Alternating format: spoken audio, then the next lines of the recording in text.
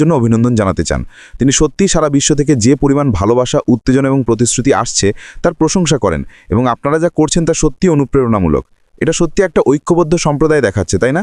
এবং পরবর্তী যা আসছে তার জন্য সবাই প্রস্তুত, এবং এখন এটাই হওয়া উচিত মূল লক্ষ্য। এখন যেহেতু আবেদনপত্র বন্ধ হয়ে গেছে, সেই উইন্ডোটি এখন আনুষ্ঠানিকভাবে বন্ধ। আমাদের সত্যি এখন কি ঘটছে এবং কি হতে যাচ্ছে তার উপর মনোযোগ দিতে হবে। আজকের এই লাইভটি ঠিক এই সম্পর্কে, এবং স্পষ্টতই আমি আপনাদের অ্যাশিফারা, আমার সিইও বা আমাদের সিইও আমাকে যে সমস্ত আপডেট দিচ্ছেন তা আপনাদের দেব। তাহলে চলুন শুরু করি তিনি কি বলছেন। প্রথমেই কোম্পানি বর্তমানে আবেদনপত্রগুলো পর্যালোচনা করছে, এবং আপনারা সেই আবেদনপত্রের মাধ্যমে যে রিপোর্টগুলো জমা দিয়েছেন সেগুলোকে সাজিয়ে তুলছে, এবং একবার আমরা সেই অগ্রাধিকারের স্থান নির্ধারণ করলে আমরা আপনাদের সকলকে ওএসের মধ্যে আপডেট করব। এটাই একমাত্র জায়গা যেখানে আমরা পরবর্তী তথ্য পাবো। তাই এখন যদি কেউ বলে যে আমি একটি ইমেল পেয়েছি বা এরকম কিছু, মিথ্যা, সম্পূর্ণ মিথ্যা তথ্য। কেউ ইমেল পায়নি।